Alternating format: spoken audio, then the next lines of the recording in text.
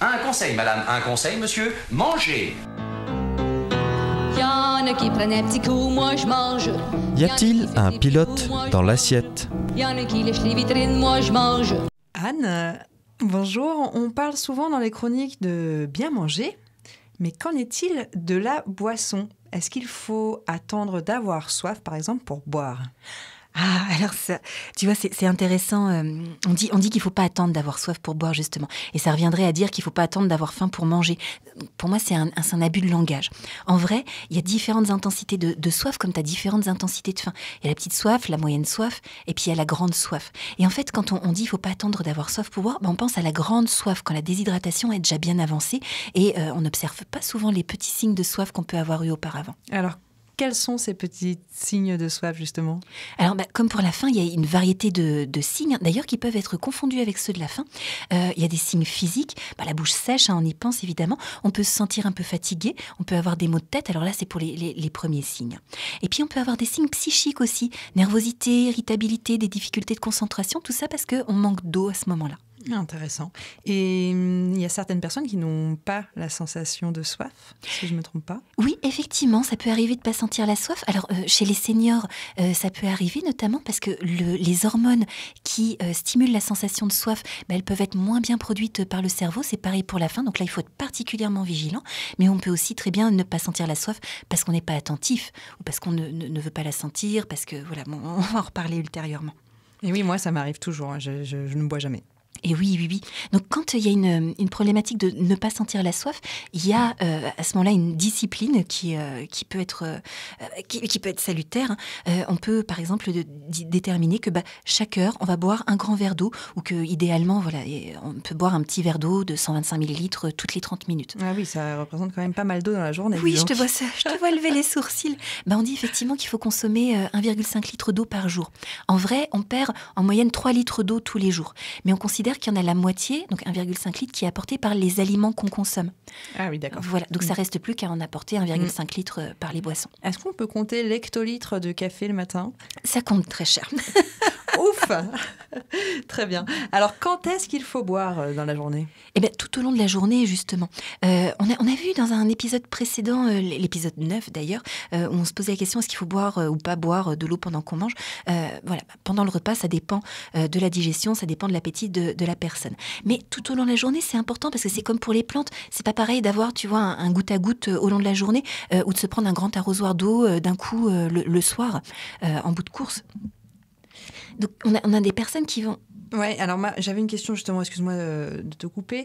Si on boit ce litre et demi d'un coup, est-ce que ça aura moins d'efficacité ?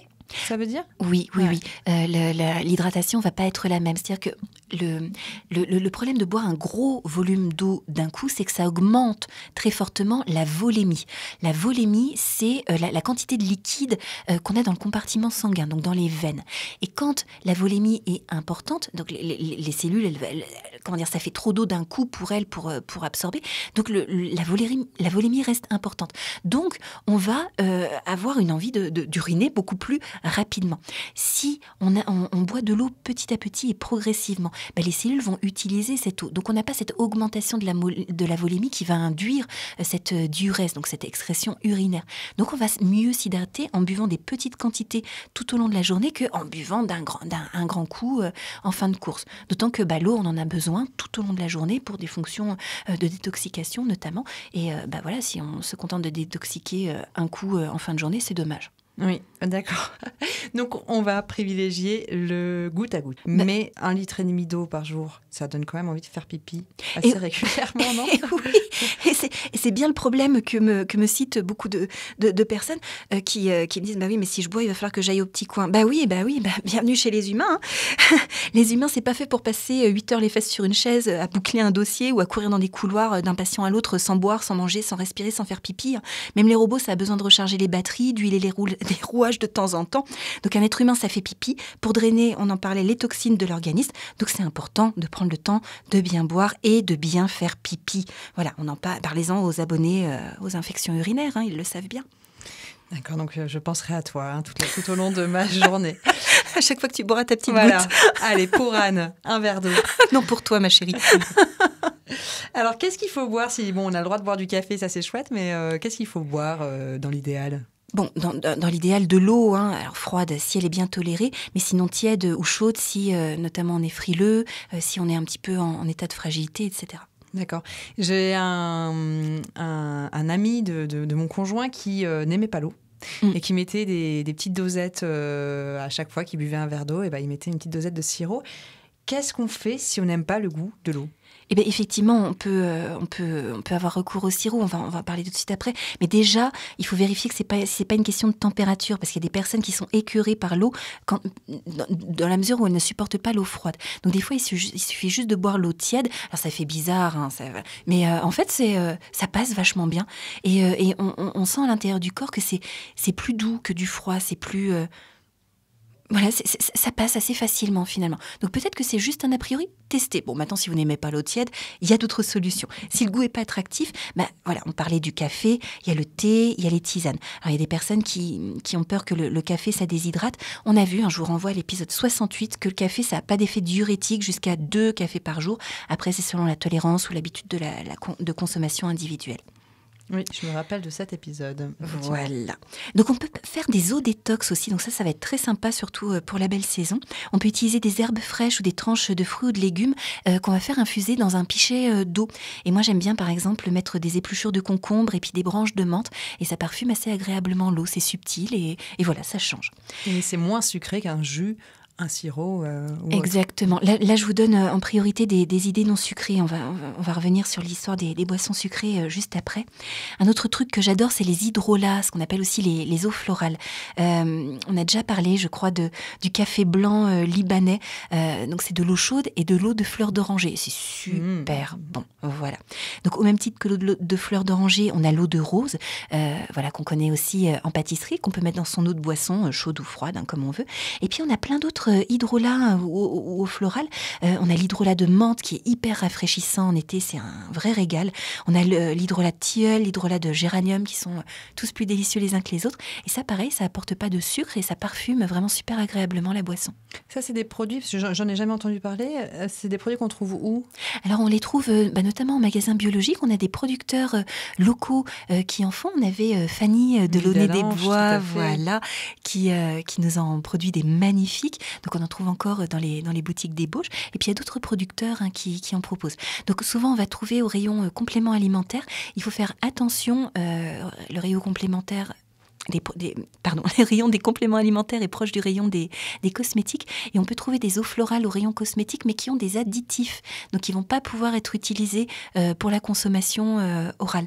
Donc, vérifiez bien si c'est 100% pur hydrolat, il n'y a pas de souci. S'il y a un additif, c'est réservé à un usage cosmétique. D'accord, c'est pour ça que j'avais un petit doute. Moi, j'ai souvent vu ces produits-là dans les rayons cosmétiques. Donc, non, on ne va pas dans le rayon cosmétique, mais bien dans le rayon alimentaire. Voilà, complément alimentaire, ce sera nickel. Et vérifiez bien la composition. Donc, tout ça, ça sert à éviter effectivement les boissons sucrées, parce que le problème des boissons sucrées, que ce soit le sirop, le jus de fruits, le sucre qu'on va ajouter dans le café, y compris les boissons light, avec des édulcorants, c'est qu'elles peuvent déstabiliser la glycémie. Et ça, on en a déjà parlé et reparlé. Donc, toutefois... Là, je vais utiliser l'expression « la fin justifie les moyens ». Par exemple, pour les seniors, vaut mieux boire du jus de fruits toute la journée que de ne pas boire du tout. Le rapport bénéfice-risque, il est meilleur si je bois des boissons sucrées toute la journée que si je ne bois pas. Donc le discours, il n'est pas le même pour une personne, pour un enfant par exemple, un enfant qui boit du jus de fruits toute la journée. Là, on a des gros risques par rapport à la déstabilisation de la glycémie. Donc on n'a pas le même discours. Mais quand le rapport bénéfice-risque il est plus favorable, il vaut mieux qu'un senior, par exemple, boive du jus de fruits, du sirop toute la journée plutôt qu'il ne boive pas. L'espérance de vie est meilleure. Ma grand-mère, elle coupait son verre de vin avec de l'eau pour s'hydrater, en fait. Parce qu'elle appréciait ce goût-là et elle en faisait un sirop. Voilà. Donc, on sait, par contre, pour les alcools, que l'alcool est déshydratant. Mais là, c'est pareil pour ta grand-mère. Écoute, ça l'a fait boire. C'est parfait. Voilà. Et il y a quand même de l'eau dans son verre.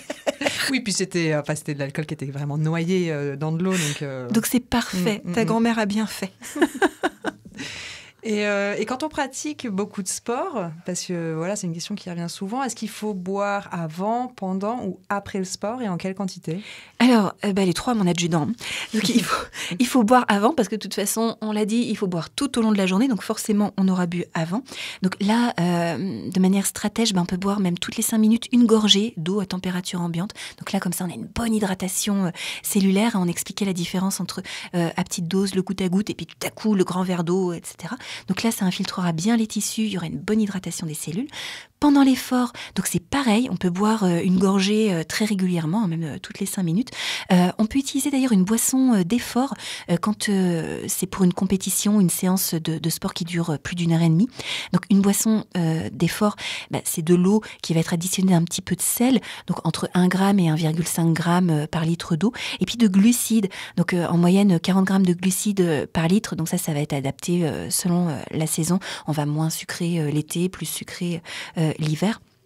Et ça équivaut à ajouter par exemple 250 millilitres de jus de raisin pour 1 litre d'eau. Donc en même temps qu'on apporte de l'hydratation par l'eau, on va apporter du sel parce qu'on a beaucoup de pertes sodiques à cause de la transpiration pendant l'effort. Et puis on va apporter des glucides qui permettent de ménager les réserves musculaires en glycogène dont on a besoin pour l'effort. Voilà. Donc c'est une idée de faire cette boisson d'effort. Et puis après l'effort, on peut faire une boisson de récupération qui ressemble, même principe que la boisson de l'effort, avec les glucides qui vont permettre justement de bien reconstituer les réserves de glycogène. Et puis on peut ajouter aussi des bicarbonate pour rétablir l'acidose qui a été provoquée par le travail musculaire. Donc pour apporter des bicarbonates, on peut choisir tout simplement une eau riche en bicarbonate. La plupart des eaux gazeuses, c'est leur cas. Ou ajouter du bicarbonate de sodium dans la boisson. Et voilà une belle prescription que tu nous fais là pour par exemple les trails qui arrivent nombreux cet été dans les Bauges ou ailleurs.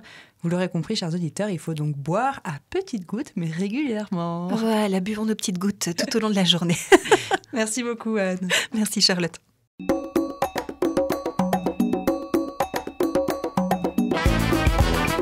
Cette chronique vous a plu ? Alors participez-y en posant vos questions à Anne-Claude à l'adresse contact@radioalto.info.